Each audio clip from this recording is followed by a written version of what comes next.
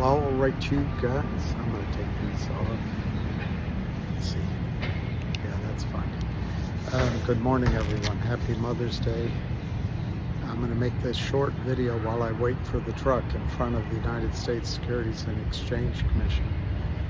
And I make a prayer, a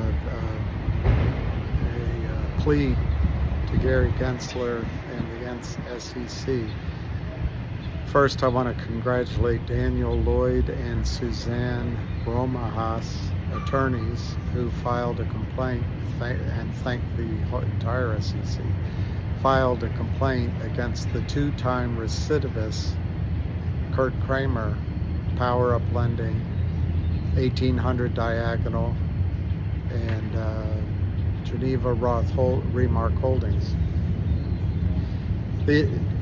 Frankly, to the SEC, I'm shocked that you allow this guy to continue to do his crimes. By your own pleading, your own complaint, he destroyed, well, you don't use those words, but that's what he does. He destroys companies. It's all he does. It's 325 American companies, 325, using 2,000 toxic notes, preferred, other strategies. But it all boils down to one thing. They prospect for CEOs who need money. As soon as they check the volume, the public trading status, as soon as they talk to the guy, girl, woman on the phone, they start selling. And this is what your complaint missed. They sell stock that doesn't exist prior to. They don't have real funding. They might have a little bit, but they sell stock in the market that doesn't exist. They counterfeit shares. They fail to locate. They fail to borrow, and they fail to settle. I'm sorry about that. They take that money once the CEO signs their toxic convertible note, and then they give that money to the CEO. Every one of these notes preferreds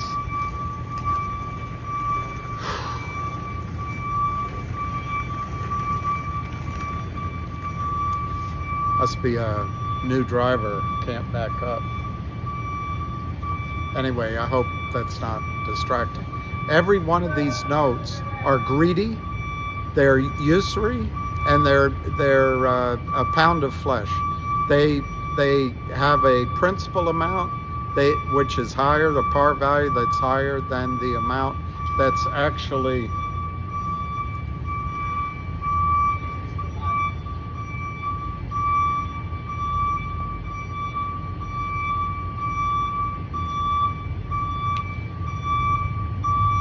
I don't think that's going to stop. That's right here. They're backing out of a garage. They've got two guards, and it needs to beep. All right, that's better. It's not as loud. Anyway, they give less money than the face value. They have penalties to pay back early, 25-30%. They overcharge on interest. And then the formulae in there are toxic. They're in tranches, and they also tell the CEO, we're there, we're your friend, we're going to help you. But then as the CEO, let's say they offer him $5 million. Here's the first 100,000. As the CEO goes to get the rest, the stock price has already been destroyed. And the Kramers do it. They sell stock that doesn't exist. Now you're going to say, oh, you can't prove that. Well, you're the ones that can prove it. And it's associated companies, it's associated friends, it's their father, it's the clients on Long Island, it's hedge funds. They're just a front for a massive problem in the United States.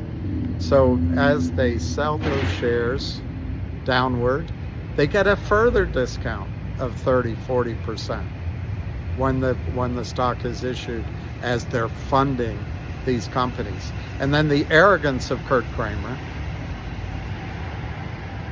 to essentially, in his reply written by his attorney Nadich, to call you liars I would be offended by that.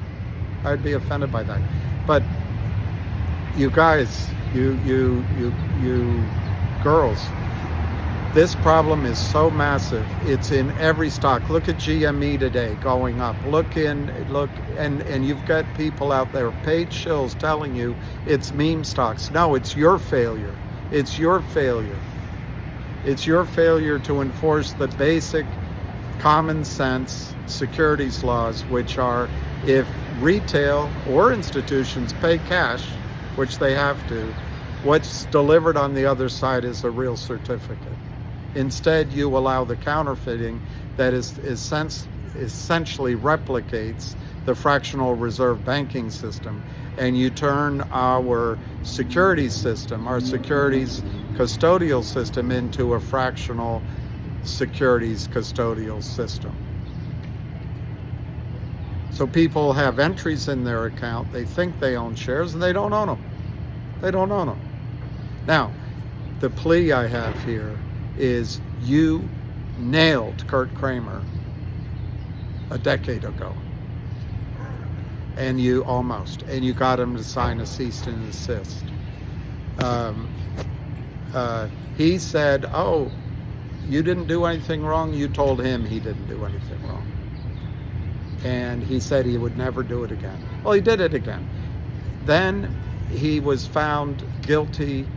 Well, no, it was a settlement. It's always a settlement. That's what I'm pleading for. Please don't settle. You guys want jobs at Gibson Dunn. Gibson Dunn represents CURT KRAMER. It's a big circle. You want the job, you want to stamp your CV and then go work at Gibson Dunn, who enable this criminality. Please don't do it this time. Every time you settle to get your A+ on your report card, this time please take it all the way to trial. Get discovery so America can know what's going on. They were found settled that their notes were usurious in New York, so they came down here to Alexandria, Virginia.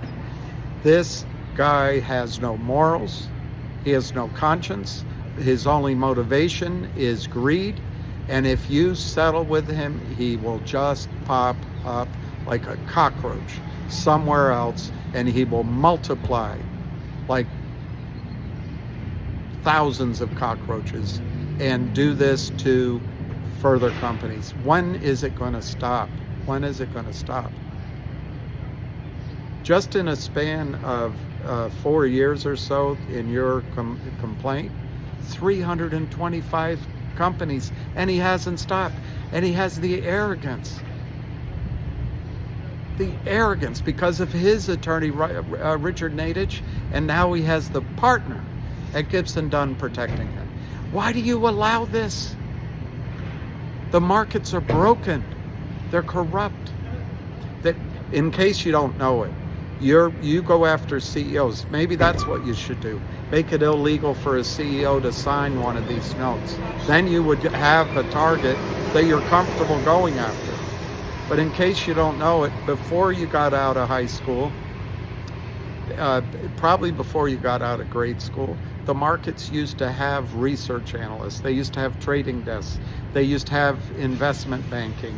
They used to allow brokers to recommend stocks in their recommended list. All of that's gone now. Any stock under $5, there's no one's allowed to buy it on Wall Street. No brokers buy it. Anything under $10, no institutions buy it. So CURT KRAMER is like shooting fish in a barrel. As soon as he gets them to sign it, there's no risk of buying. He just sells counterfeit shares. You don't enforce settlement. And I know you have the capability. I know you have the computers that can do it. So my plea is, when does it stop? CURT KRAMER is a one-man crime spree. In fact, his is a cottage industry, niche. It's an industrial operation.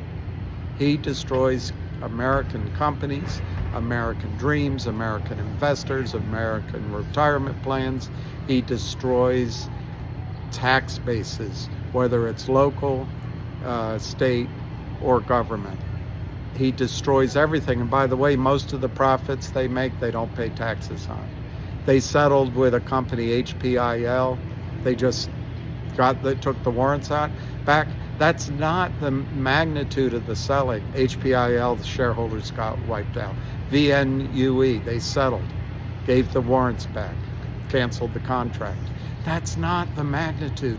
The magnitude is that these contracts just represent a pressure valve to the criminal counterfeiters.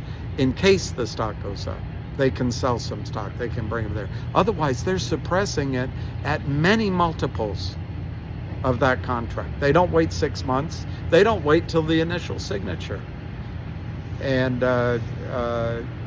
look no further than your sister organization, who is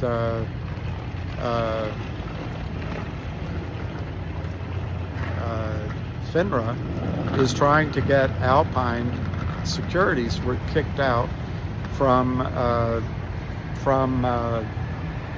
their system, and they have hired attorneys, and they're doing an arcane argument through the courts.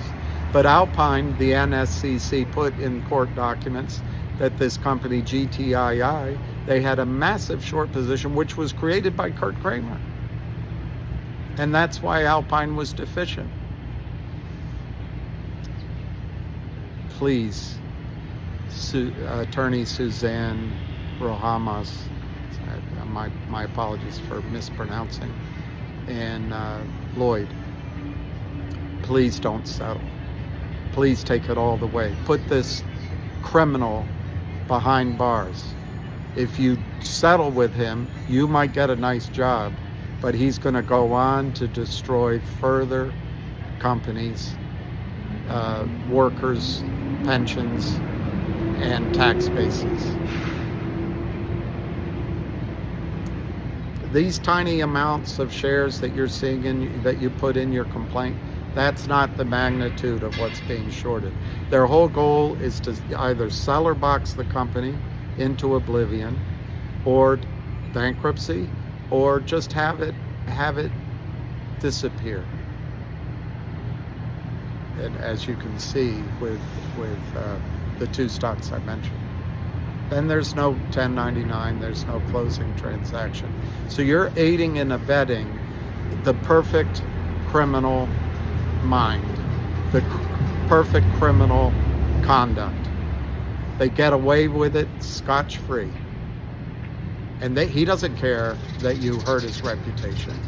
He'll Nadich and Gibson Dunn will get his settlement. He'll walk free and he'll start again. So please don't do that, please. Please go all the way. Please put him behind bars. Make him face the consequences. Take him off the streets. This guy is worse than any criminal that's out there robbing stores or holding a bank up by gun. Please take him off our streets. Please see that your complaint through to trial. Do not settle. I think if you are successful, you'll be such a hero.